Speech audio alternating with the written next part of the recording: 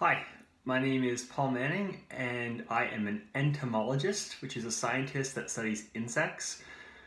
I got into the field of entomology just by having a real passion for nature. And when I was an undergraduate student, I had a professor who was really inspirational and a really great mentor, and he hired me to work in his lab one summer. And since then, about 10 years ago, I've been an entomologist, and it's been really, really fun. So I chose the career entomology because insects are just a group that I find to be incredibly fascinating.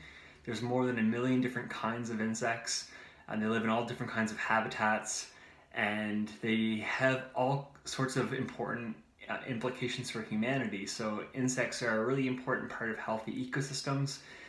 Insects, they also cause lots of problems by vectoring diseases, so transmitting things like malaria and yellow fever. Um, Insects also attack a lot of crops, and that's really the part of insects that I'm most interested in is insects in agricultural ecosystems. Um, if you want to be an entomologist, there are all different kinds of ways that you can train to become one. It typically will take some amount of post-secondary education. For me, it was an undergraduate degree and then a 3.5 year PhD degree, so about 7.5 years of training. And my current career in entomology, I'm like a junior researcher, so I am still sort of in the process of learning more about how to do this job. A typical week for me is mostly research, so I spend a lot of time in the summer out in the field looking at insects, looking at plants, collecting things, setting up experiments.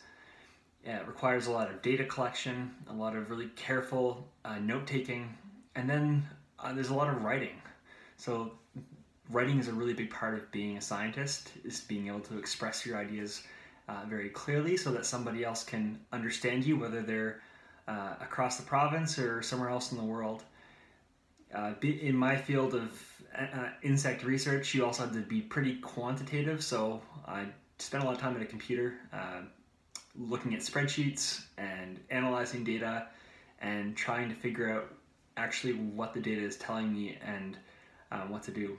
You get to work with all different kinds of people. I've been able to work with people in Brazil, in the United Kingdom, in Singapore, in Malaysia. It's really cool to work with people from all different parts of the world.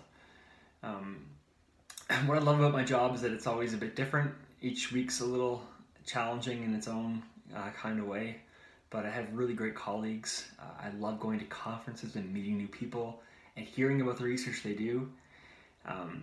Employment opportunities vary a bit depending on what kind of field of entomology you go into. So some fields, like if you want to work in museums, those jobs are really competitive. Academia, kind of the path that I'm looking at is pretty competitive. There's not that many spots, but they do exist.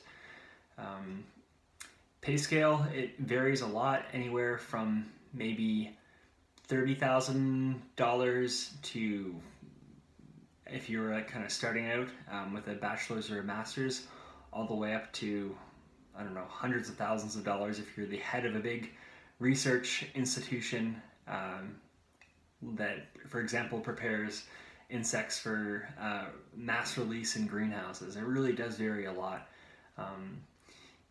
And work-life balance, again, it'll vary depending on what company or what school or what nonprofit you work for. But I think one thing I found that's pretty common with people who study insects is they absolutely love them. And though work still feels like work, it's a pretty happy workplace to go into. And I always feel like I'm one of the luckiest people in the world to get to go to work and read and think about insects and get paid for it. Thanks.